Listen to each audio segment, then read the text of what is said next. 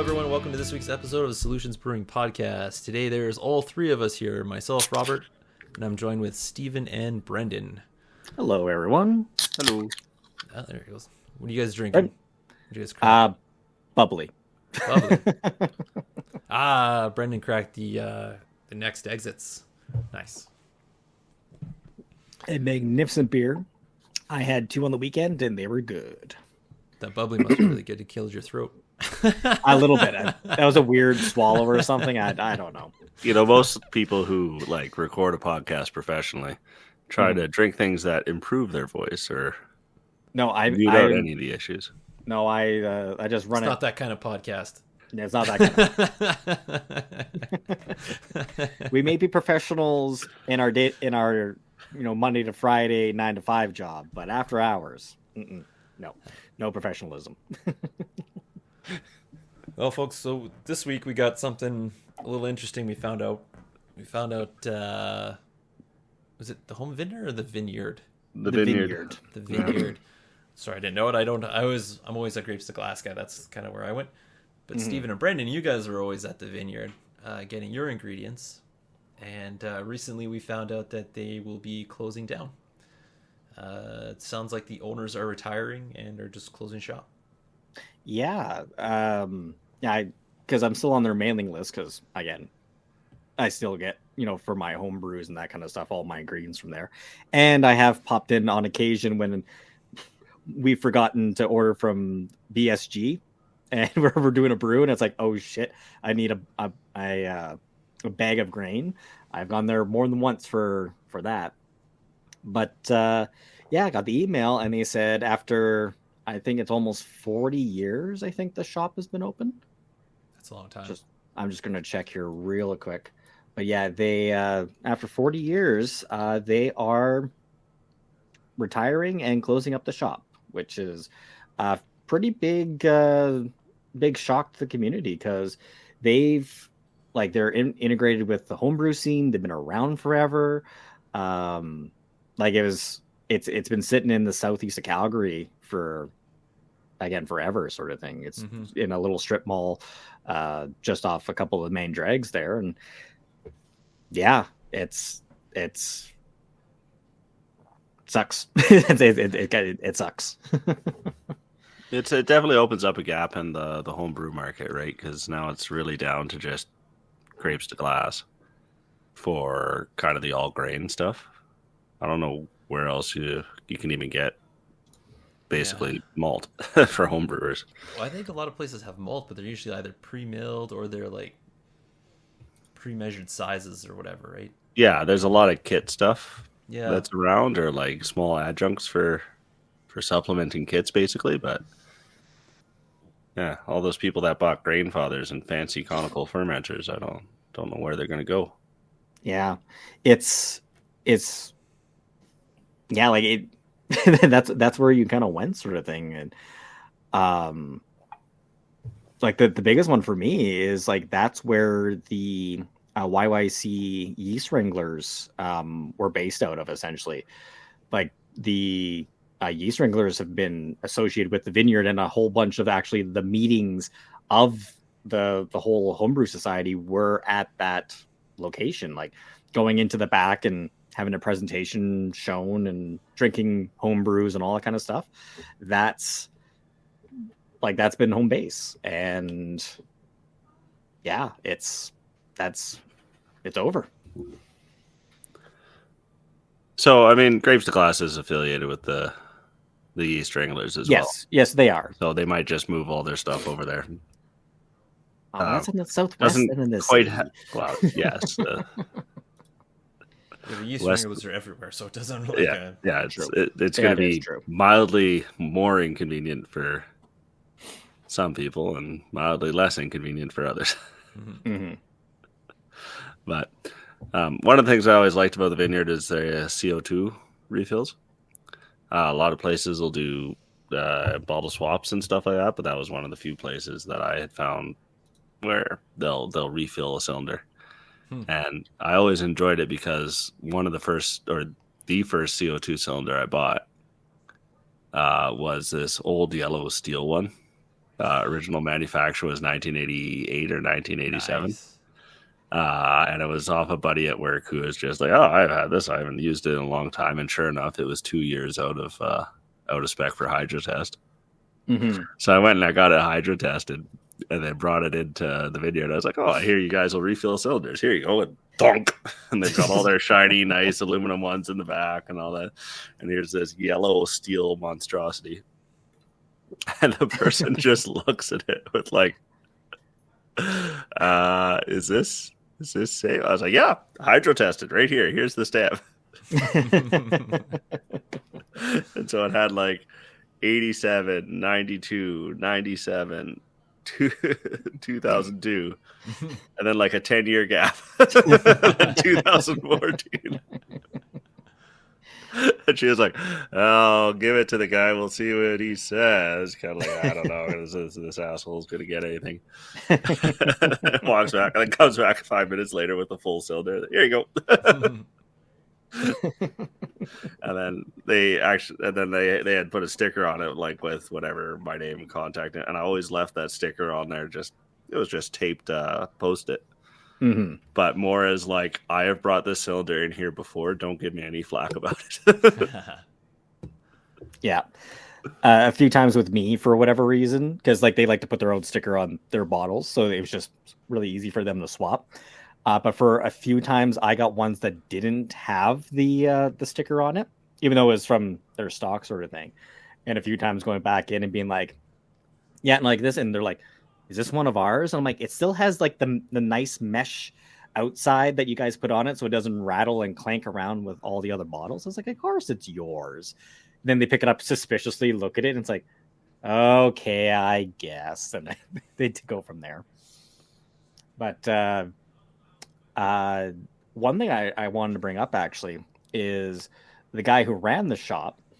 Well, his name actually is Jamie Gordon, because he's quite well known in the scene.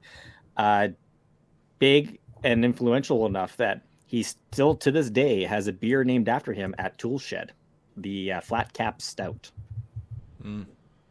Because, again, back in the 90s, when you were trying to get started and all that kind of stuff, again, guys with beer knowledge, unlike today, were pretty rare that had, homebrew experience or any kind of industry experience. And Jamie was one of the guys that definitely, like, how many homebrewers have gone through his shop and asked him for advice, and he's chatted with them or talked to them and, given a couple tips here and there or helped them with their recipes. And like, yeah, he's just been a huge presence in the local scene.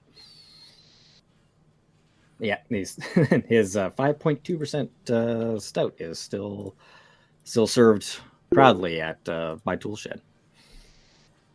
Oh, there you go. Steve was kind enough to send us the link for this. Yeah. Is that a faithful reproduction of his image? Slightly stylized, I would say, but pretty close. And last time I saw him, I think it was about pre-pandemic the last time I actually saw him in store. Because again, less and less in the store as time went on. He had a huge beard, like a huge, like, not quite ZZ Top level of like long hair, but kind of like that old biker kind of look to him. Nice. Yeah, and then they say a little story here. Homebrew shop owner who back in 1999 hand built a small manual canner for the homebrewers so they could can their own stuff instead of putting it into bottles or anything else. Interesting. Yeah.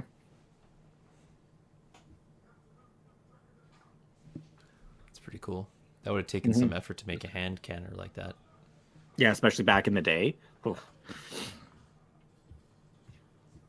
But yeah, he and I was going to say, like, the other thing too is like the advice I got there when I was first starting out was like pretty big, because what happened a lot of times is I go there for specific ingredients, like for a specific yeast or a specific hop, and they'd be out. So instead of like, going, oh crap, I don't know what to do now. They had this nice little handy chart up on the wall, and it was like, if we don't have this, substitute these for like bittering or these for flavor. And it was super, super like you can find that information on the internet nowadays. Like it's pretty easy to find. Yeah. But back in the day, going for Fuggles and not having it, and then being like, oh crap, what do? I don't like. I made my recipe in Fuggles. I don't know what to do. And it's like, Willamette, the same thing. Perfect. For all intents and purposes, Willamette's the same. Yeah, or close enough you can't tell the difference. Yeah, close enough and you can't tell. Especially if homebrew. Homebrew, there is a lot more dials in there. It's not going to matter. So it was always handy with that, or then talking with the staff and just be like, hey, I was looking for this and like you guys don't have it in. What can I substitute? And they'd always be fairly knowledgeable and be like, oh yeah, do this or do that, and it worked out pretty well. Cool. Yeah, I mean, for me, it wasn't there. It was, yeah, I had found Grapes to Glass, and they it's funny because they're down south now, but they used to have a different location. It was smaller, where it got moved to is so I never knew about the Vineyard. The one I tripped upon would happen to be my favorite. I don't have any stories about the Vineyard. Yeah, I'm gonna say, did you ever set foot in the Vineyard? Like, did you ever actually? I've been in there a couple times just to pick up some stuff if I was by. Well, actually, I've dropped off prize packs for the yeast wranglers there. Yeast wranglers, yeah. And then I'll go there and then I'll have lunch at Prairie Dog. Yeah, and then maybe buy some 4-packs from New Level or something too. So. Because New Level's just down the road. Yeah, they're all close there. So yeah, it's I was gonna try it. I think the last time I was there was just a couple months ago. But yeah, that was to pick up some grain because we were out for the shop. That's the day that you and me both brought base malt to the shop. Oh, because we didn't talk beforehand. Yeah, we didn't talk to each other. We each bought some. I didn't get it from there. I got it from a different place, but yeah, but it was just like, oh yeah, we'll see you at the shop, and then neither of us said if either of us were picking up base malt. So we show up with 3 bags of base malt. So we're good for a while. It's not going to go to waste, so it's fine. Oh no. And yeah, like, I was going to say, like, because I just went there because I was looking for, I think I remember first going to the Vineyard for cleaning supplies because I was winemaking at the time and I didn't need any winemaking supplies. Like I didn't need caps. I didn't need, or corks. I didn't need bottles. I didn't need anything like that, but I was looking for cleaning supplies. And again, Google search, it came up and I remember going in there and that's like when I first got introduced to it. And then later when me and Brendan, started home brewing and it was like, oh, like, do you guys do grain? And they're like, yeah, of course we do grain. I'm like, oh, well, could I? And I remember like, and then just going from there and then eventually like getting to the yeast wranglers. One of the staff one time would just mention to me like, do you want your discount? And I'm like, what discount? And they're like, aren't you a yeast wrangler member? And I was like, no. And he's like, okay, I'm going to give you the discount this time. You go home and you spend like the 20 or 30 bucks. I can't remember how it was back in the day, like when it first started. He's like, go home, sign up, and get on the list, essentially. Yeah, you today bought enough to pay for your membership, so I'm just going to give it to you and go pay for the membership. Yeah, here it is. Here's your discount. Go become a member. So. Nice. And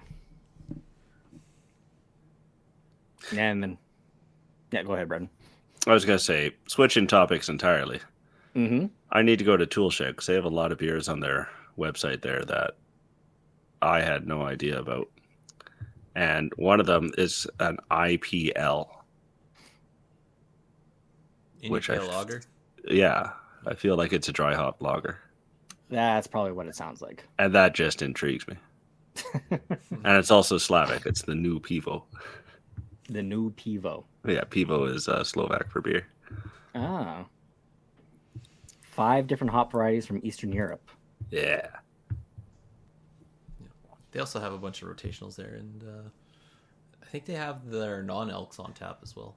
Yeah. Oh, it'd be another interesting comparison if the If non-elk on tap matches what's in the cans, or if because there were carbonation differences between the there is full definitely. elk and the non-elk. So, But that means you got to go to the Bermuda Triangle up in the northeast there. I don't know if you can call it that anymore. There's only 2 breweries there. I was gonna say, didn't one of them close? Yes. well, one of them closed and became a kombucha place. I don't even know if that place is still there. I don't think so. I think that place is gone. You do drive by, Brendan, when you go by Toolshed.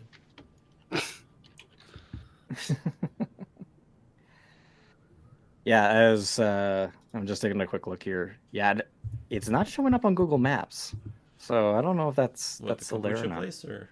Yeah, the kombucha place. Yeah, because Red Bison for sure is well gone. But the other 2 parts of the triangle, Common Crown and Toolshed, are still going very, very strong. Yeah, but the other one's Common Crown. Yeah. I'm not going to say anything else. I was going to say that. I like their brown ale. I think they got a really good brown. But there's so many other better browns from other places. No one else makes a brown. There's tons of places that make brown. No, there is a shortage of craft browns for sure. Yes, but I don't know. The last time I had a Common Crown, I was like, no, it was their blonde. I had their blonde. I was like, nope. And it's an award-winning blonde. I don't get it. Yeah, no, that's basic. I think it was the blonde that threw me off them as well, way back in the day, and it was just a first impression kind of thing. And then they've gone on to win many awards, and they're producing a lot of beer and still doing quite well. So I should give them another chance. But you should. But right now, I have a bunch of the next exit in my fridge. So which is in fermentation and will be ready for packaging in like another week and a half or 2 weeks. At which point, afterwards, I'll have a keg, so I won't need to buy any Common Crown for a while. That's right. I forgot. You know what? You guys should send me what you want, how we want to package that for later. But yeah, just to make sure it gets done that way, because I got a feeling they might be trying to can all of it. So yeah. So if we want to do anything with our allotment, we gotta tell them no, don't do it. Yes. Though. Yeah. We don't actually have that much of the cans left at this point. Like there are 15 4-packs in stock. Oh wow! Brendan tells me that someone is going to be purchasing 12 of them. No, three of them. Oh, 12 beers. 12 total. beers. Okay. 12 beers. Yeah. So it's almost out, folks. Actually, is that with mine out as well? I don't think so. Actually, that's another 6 out then. No, I adjusted the stock. You haven't paid for yours yet. Yeah, I got to do that today.